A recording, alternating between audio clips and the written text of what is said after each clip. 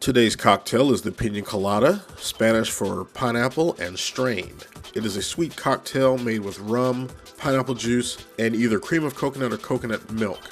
Very often it is blended with ice as a frozen cocktail, something sort of similar to a daiquiri.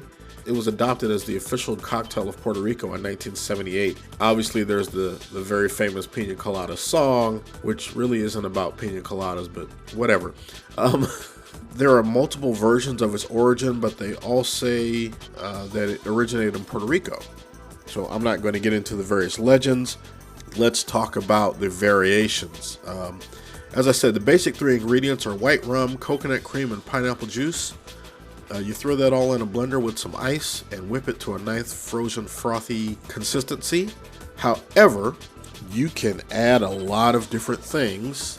For instance, I recently, while in Las Vegas and drinking a lot, I had a what is essentially a blue Hawaiian. I had a pina colada and I had them put a shot of blue curacao in it, and it became a blue Hawaiian. A certain seafood themed restaurant has something called a Sunset Passion Colada, which is basically a pina colada with a shot of strawberry daiquiri, also known as a lava flow. The kiwi colada, where you use kiwi fruit in place of pineapple juice. The Kahlua colada, where you substitute coffee liqueur Kahlua for rum. The amaretto colada, where you substitute amaretto for rum. Chi-Chi, which is a pina colada with vodka substituted for rum. So as you can see, there are a lot of variations of this drink. Near as I can tell, all the ones I've had are quite enjoyable, because who doesn't like frozen sweet cocktails? I mean, I know I do.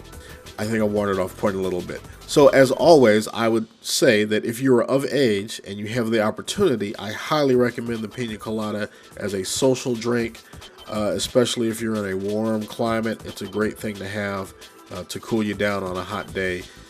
And it's just a lot of fun. You get your pineapple wedge up there, you get your little umbrella in the side, and it's in a hurricane glass, and you're just enjoying yourself. So once again, that's the pina colada. Enjoy responsibly.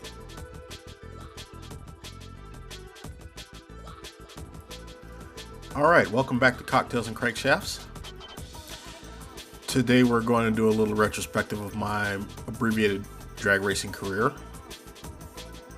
As I mentioned, in 1998, when I bought my first car, import drag racing was just starting to become a thing, and one of the first things I did was go to Darlington Drag Strip with the 240SX Car Club and laid down my first couple of passes on a quarter mile, just sort of figuring out the tree and understanding how staging and all that works.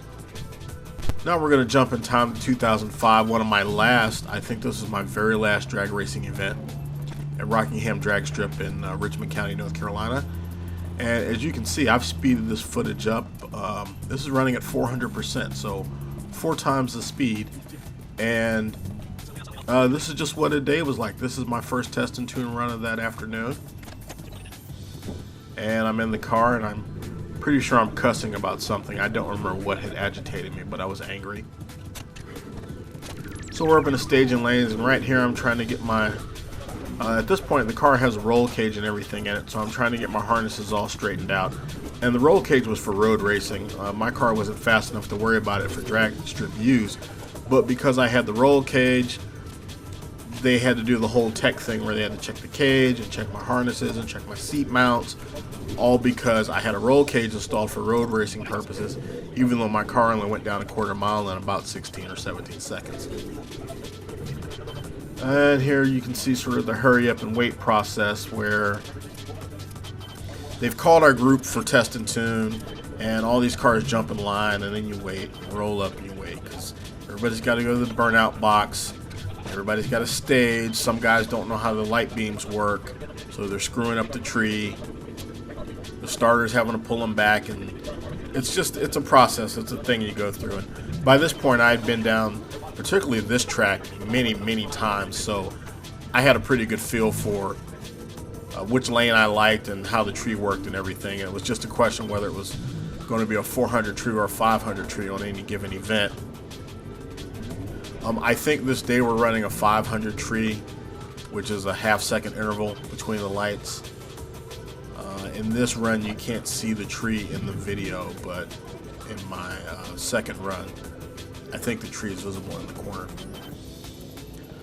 Okay, so I'm up in the water box now, and the Neon's going to launch, and I'm going to do my little burnout.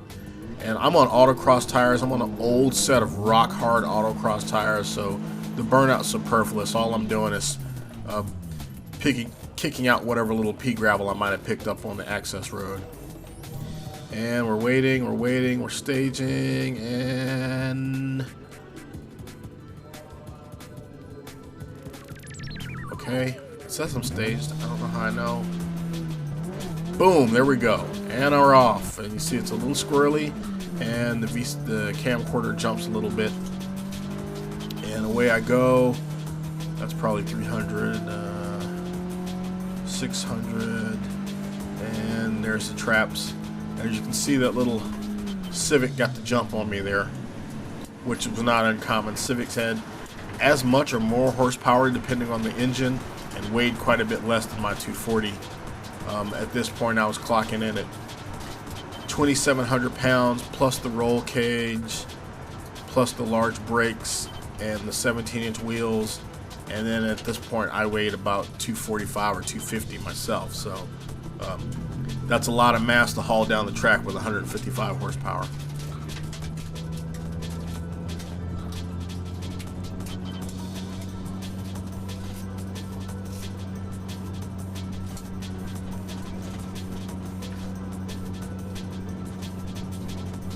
So coming down the return road, I was a little bit agitated too, but more, I think I was mad at my launch. I didn't feel like I got off the tree very well. And as you can see, Rockingham's return road is really crappy. It's, for those that don't know, this is a relatively rural part of North Carolina. And here we're at the timing stand, picking up my timing slip. Even though Rockingham is a drag strip that hosts a lot of events, North Carolina's big strip is, of course, Z-Max down in Charlotte, or Concord, however you want to call it. And Rockingham was sort of they run IHRA events, but Rockingham's the place you go when you want to have amateurs drag race. And it's sort of laid out accordingly. The return roads and all that stuff are kind of bumpy and pothole strewn and not very they didn't put a lot of money into it. The drag strip itself is pretty decent, the stands and all of that, but yeah. Okay, so now we're in the elimination round.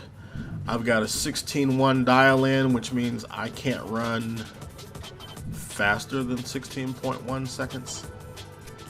Or it'll be an automatic loss. But I also still have to beat the car in the lane next to me, and they have their own index time, and it's the tree's staggered appropriately, but it's a little game. It's a process. And now the burnout up on the staging beams. I pull in a pre-stage, light one bulb. Stop. And I think at this point the other guy isn't staging, or he's playing games with the tree. I'm ready to go, and he just won't get in the damn box. And finally we get the lights, and I'm off, and he's off, and this frame drops because the tape's screwed up. And you can see that's another 240 over there, and he's way ahead of me, even though I left before he did. And then he slows down because he's trying to keep his index time, and I break out, so I lose. And I'm mad because clearly he's got way more juice than me to run me down from behind like that in an S13. But I never stopped to ask him what he was running or what kind of engine, or if he had turbo or whatever. But an S13 should not run me down from behind and then have to hit his brakes to stop him to keep from breaking out. So clearly he was sandbagging or whatever, but it's fine. So my day's over, and now I'm gonna go park, and I'm done. So that was a trip down the drag strip, and now I can go home or sit in the stands and bake in the heat. And it just became it just wasn't fun anymore. Not compared to, a day spent autocrossing or doing track day events. And basically, once I started doing track days, after I did my first track day event, I never set foot on a drag strip again. And I don't even mean that to sound judgmental or anything. It's just that it would actually be more fun to sit in the stands and watch all day than it would be to get, So the one time I had a pretty good day, I won the first round, and then I lost the second round by like a thousandth of a second or something. Some little ridiculous incremental bit of time where I didn't know whether I won or lost until I got to the timing shack and got my slip.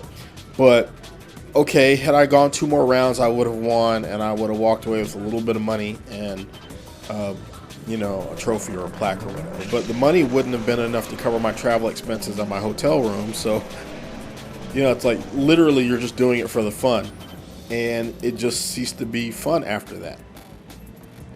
So that's why I gave up drag racing. And part of that is I just didn't have a car that was suited for drag racing. Part of it is the faster your car is, the less time you spend on the track. I mean, basically a fast import car, you're looking at 10 seconds? A fast street type car, a fast street driven car, 12 or 13 seconds. A gutted out Honda with a ridiculously turbocharged engine, 9 or 10 seconds on a quarter mile. So, compared to 40 or 50 on an autocross, you're going to get probably at least 4 runs on an autocross, maybe 6 or 8.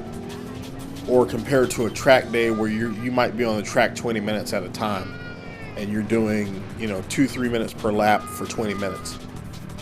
Just the bang for the buck in terms of the amount of enjoyment relative to the travel and expense and time spent at the track just didn't add up, and that's why I gave up drag racing. Don't forget to like, share, and subscribe, and click the bell for notifications. Thanks.